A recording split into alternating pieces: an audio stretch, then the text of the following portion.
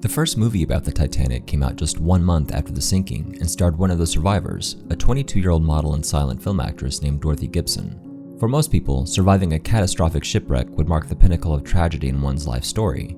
But for Gibson, the Titanic disaster was just the first in a series of unfortunate events that plagued the young actress's life. For the few people who know about her, she is regarded as one of the most interesting women of the 20th century, yet history has largely forgotten about her. From movie star to shipwreck survivor, Gibson held numerous roles throughout her life, including mistress to a Hollywood tycoon and tyrant, a rumored fascist sympathizer and Nazi spy, an accidental killer, a prisoner, and, eventually, a prison escapee. Her life was so full of tragic twists and turns that it feels like one of the far-fetched Hollywood plots of her movies. But, as it turns out, Dorothy Gibson proves that life can be much stranger than fiction.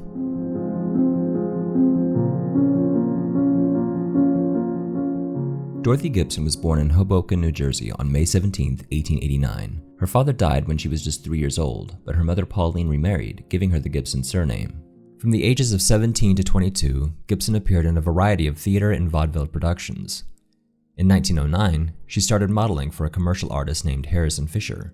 Fisher was a highly esteemed illustrator famous for his depictions of traditionally beautiful women, but with underlying themes of strength, independence, and intelligence.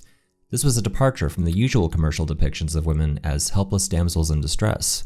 Gibson's work with Fisher resulted in her appearing on postcards and magazine covers like Cosmopolitan and Ladies' Home Journal, and that's when her career as a model and actress really started to take off. In the summer of 1911, after several small roles as a background actress, her big break finally came when she was hired as the leading lady for the American arm of a French studio called Eclair.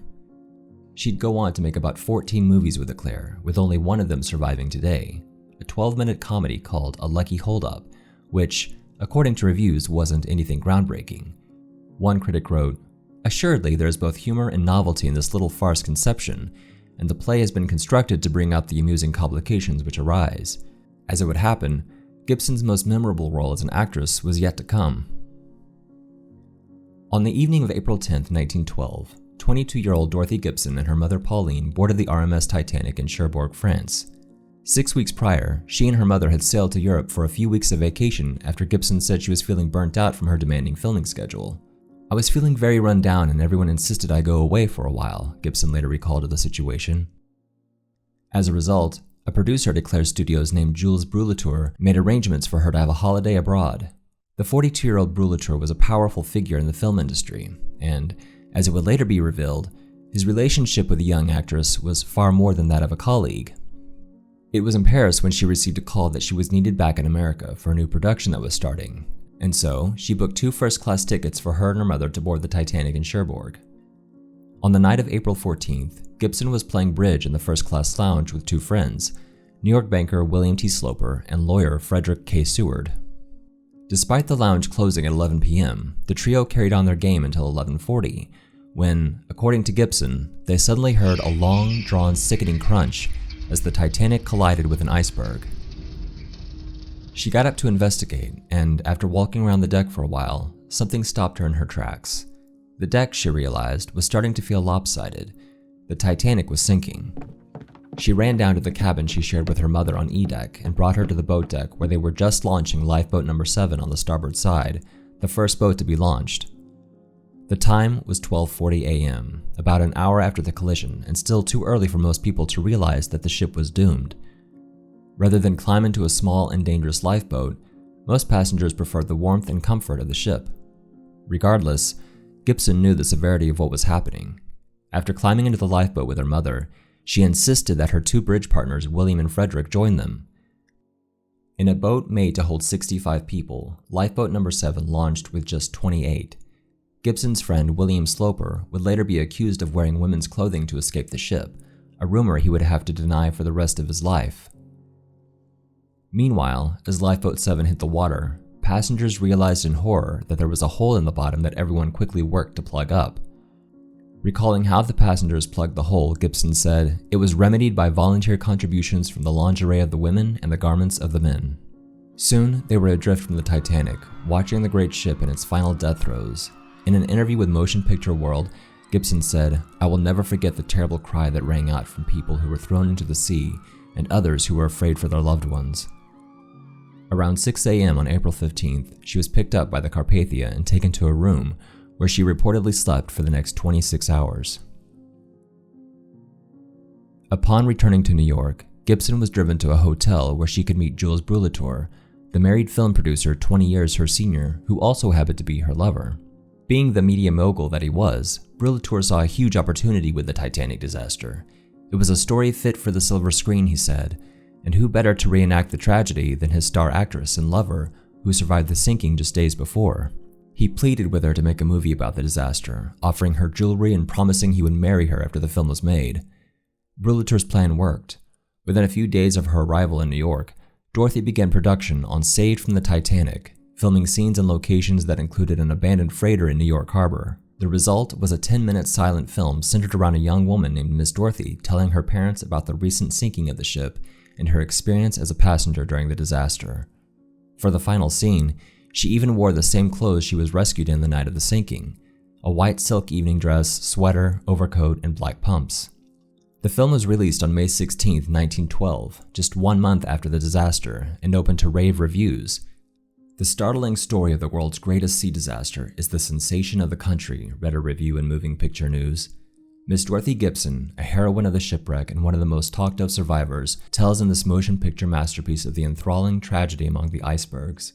While the film was initially a success, it was also heavily criticized for commercializing the sinking, which killed some 1,500 people. "The nation and the world had been profoundly grieved by the sinking of the Titanic," said Gibson, "and I had the opportunity to pay tribute to those who gave their lives on that awful night. That's all I tried to do."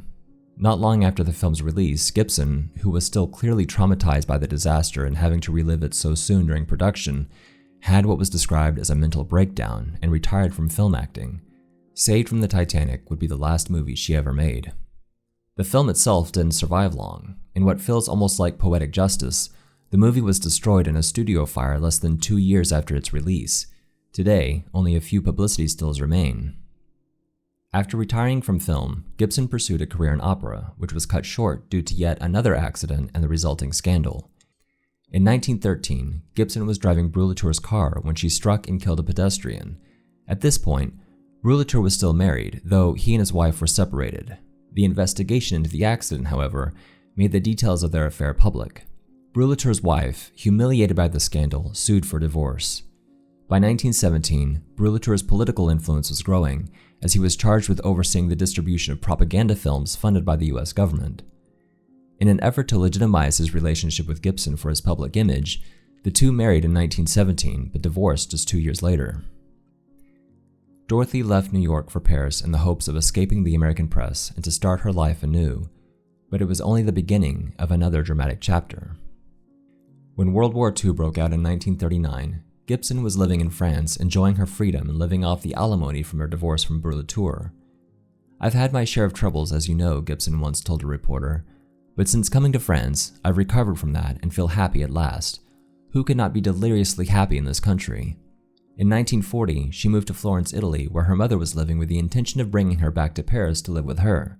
It was during this time, however, that Germany invaded Italy. She and her mother were now trapped in Nazi-occupied territory. Not wanting to tempt fate by taking another ship across the Atlantic, they decided to stay in Europe.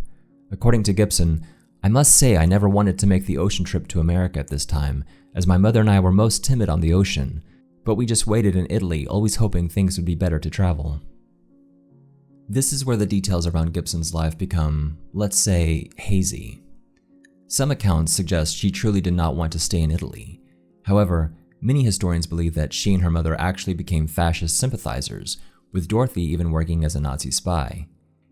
By 1944, Dorothy apparently had a change of heart and renounced her support for the Nazi Party, at which point she was promptly arrested for being an anti-fascist agitator and sent to San Vittore prison in Milan. Her mother, on the other hand, continued to openly speak in support of fascism in Italy. Calling her experience in prison living death, Gibson was lucky to make it out alive. She attributes her survival to the help of a double agent who helped smuggle her out of the prison, under the pretense that she was a Nazi spy and sympathizer. Upon her escape, she fled to Switzerland, where she was interrogated by the American consulate, but the information that came out of that interrogation is conflicting. Meanwhile, her mother's open support of the Nazi Party continued to fuel the rumors surrounding her own Nazi ties, which were neither confirmed nor denied. Gibson returned to Paris when the war ended in 1945, but suffered a fatal heart attack just a few months later. She died at the Ritz Hotel in Paris on February 17, 1946, at the age of 56. Her mother lived for another 15 years and continued to make pro-Nazi statements. Did Dorothy truly agree with her mother's political ideals, or was she a lost soul, simply trying to appease her mother for the sake of love and approval? We may never know. At this point, you'd think Gibson would be one of the most famous women of the 20th century. But the truth is, her famous story has been lost in the shuffle of history, and with her most famous film turned to ash more than a century ago, very few know about the curious life of Dorothy Gibson.